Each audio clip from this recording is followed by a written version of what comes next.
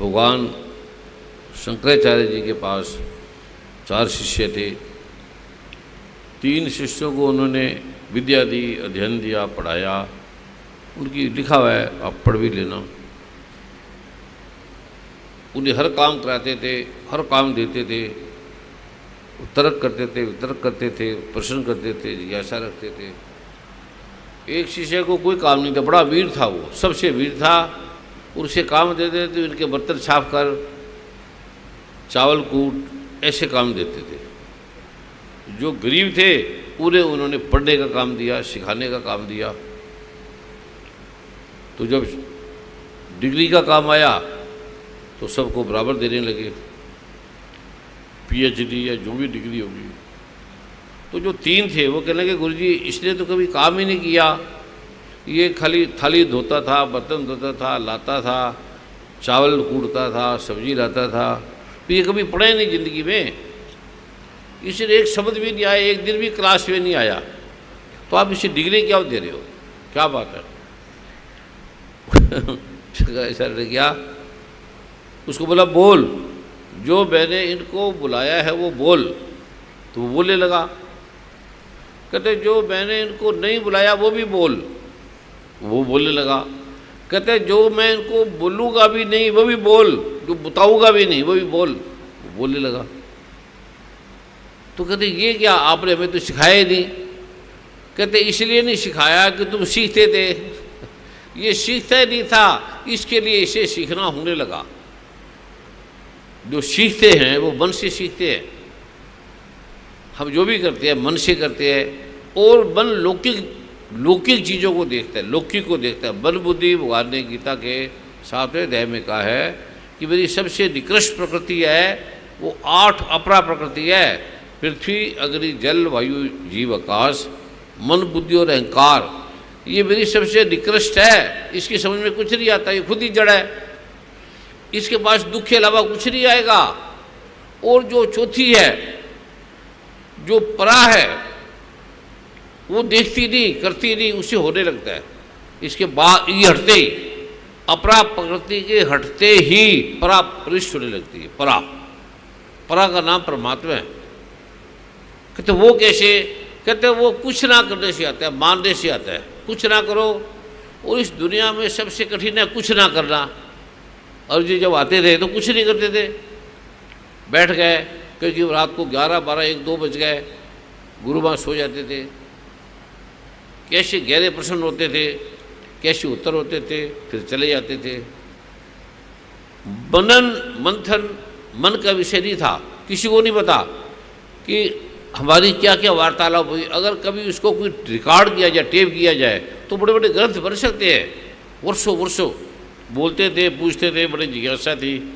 फिर धीरे धीरे प्रश्न मिट गए, समाप्त हो गए, वार्तालाप बंद हो गई, बोलना बंद हो गया, करना बंद हो गया। तो सबसे कठिन है, सबसे मुश्किल है, सबसे शक्तिशाली है सहन शक्ति। और सहन शक्ति कुछ ना करने से आती है। ऋषि मुनि कुछ नहीं करते, बैठते हैं, बैठ जाते हैं, कुछ नहीं करना। हम जब गुरु के पास जाते थे तो कुछ नहीं करते थे, हमें पता भी नहीं होता था कुछ बोलना है, कुछ पाना है, कुछ लेना है, गुरु से क्या लेना है पता ही नहीं होता था।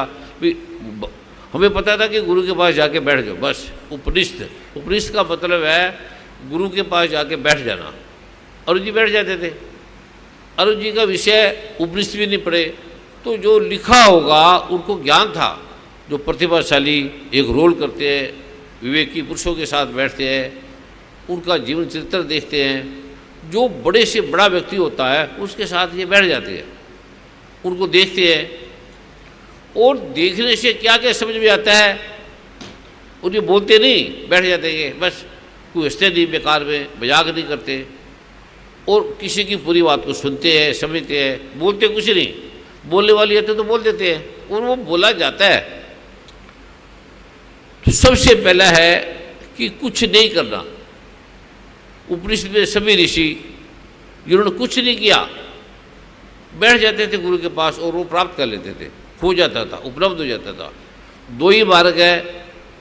भगवान श्री कृष्ण ने, भगवान राम ने गीता में कहा, भगवान राम से हनुमान ने पूछा कि ये जो जगत है, आपकी भक्ति है, आपकी अगर हम करें और हमें क्या प्राप्त होता है। जो लोग आपकी भक्ति करते हैं, रूप की भक्ति करते हैं,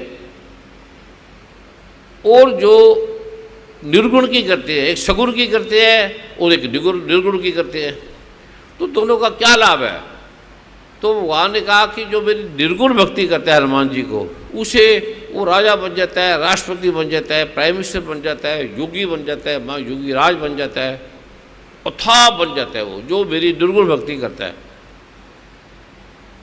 और जो मेरी सगुण भक्ति करता है और जो निर्गुण करता है, कहता है निर्गुण जो करता है वो राम ही बन जाता है। सगुण में जो चाहे मिल जाता है, जो मांगता है मिल जाएगा। निर्गुण में मिलता कुछ नहीं, राम हो जाता है, राम।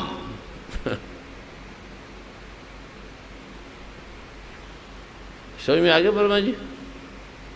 ऐसे नहीं समझ में आएगा, ऐसे समझो, क्योंकि आपको चीज़ समझ आएगी जबकि उसमें मनी का हो, जमीन का हो, स्त्री का हो, धन का हो, तब समझ में आती है। ठीक है।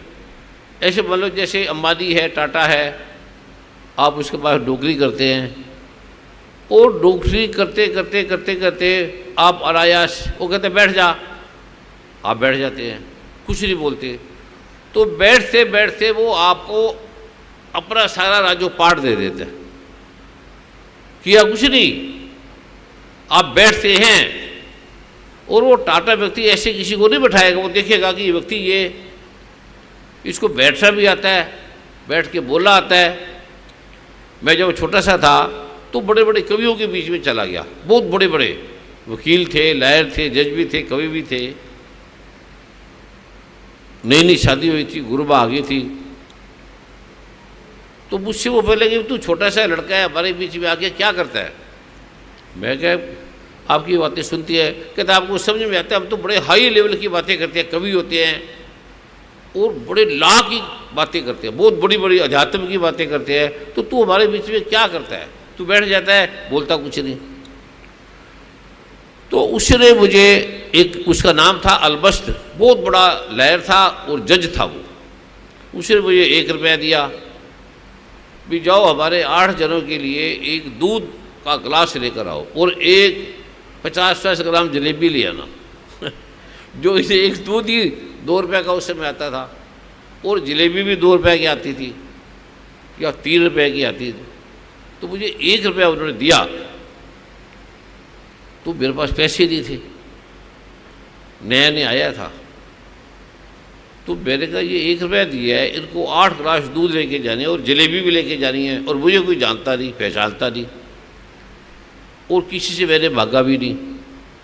तो माँ के कैंटीन के वाले के पास में गया, उसको हम लाला जी कहते थे प्रेम से।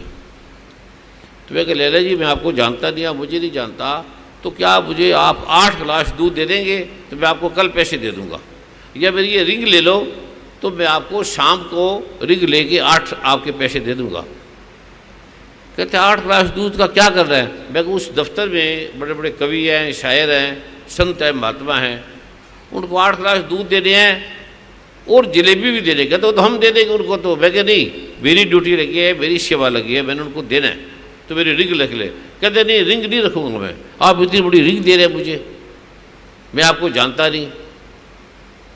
तो कहते हैं ये आप ऐसे ले लो। मैं ऐसे नहीं लूँगा, कल मैं आपको दे दूँगा, आप कैसे विश्वास करें। कहते कोई बात नहीं, अगर आप 8 गिलास दूध ले जाएंगे तो कोई बात नहीं, क्या हो गया। कहते आप रहते कहाँ हैं। तो मैंने उनको नाम बताया, यहाँ रहता हूँ। कहते ये तो आपका घर नहीं है, ये तो खुराना साहब का घर है, गुरु माँ के चाचे का। मैं कहा हाँ। तो कहते वो आपको जानते हैं। तो मैं क्या, मैं उनका दामाद हूँ। अरे कहते फिर तो जितने मर्जी ले जाओ। पूरे मुझे 8 गिलास दूध दे दिया, एक आदमी को भेज दिया और जलेबी ले गए।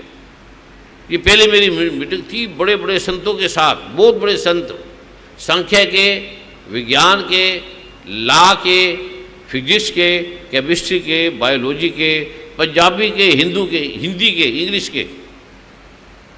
तो उन्होंने दूध दिया उन्होंने पूछा कि पैसे कम तो नहीं पड़ गए ना? मैं क्या कम नहीं पड़ गए, इसमें 8 आने भी बचे हुए हैं, 8 आने बच गए हैं। वो समझ गया ये लड़का छोटा नहीं है। फिर उसने मुझे बोला कि आप जब भी चाहे आ सकते हैं, ये उनका टेस्ट होता है संतों का, गुरुओं का। इसको बैठे हैं, बैठ के सुन भी रहे कि नहीं, समझ भी रहे कि नहीं, कर क्या रहा है, इसका एक अंग हिलता नहीं। हम बैठते हैं तुम्हारे अंग हिलते हैं, पैर हिलते रहते हैं, चिंतन चलता रहता है। कहते हैं ये हिलता भी नहीं है। तो जो हिलता भी नहीं है उसमें पराप्रविष्ट हो जाती है, जो आदमी कुछ नहीं बोलता। अगर व्यक्ति 2 घंटे 36 मिनट बैठ जाए, हिले ना, उसका अंग ना हिले, ना हाथ हिले, ना पैर हिले, कुछ ना हिले, वो जैसे है वैसे बैठ गए अगर, तो उसको उसके सामने परमात्मा आ जाएगा।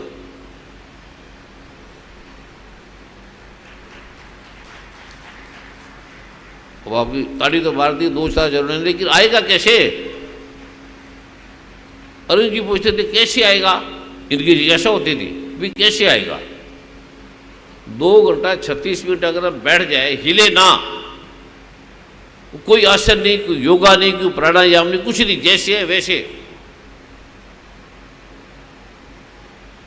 तो फिर अरुण जी को उसको उत्तर मिलता था। ऐसे ऐसे बैठते थे, करते थे,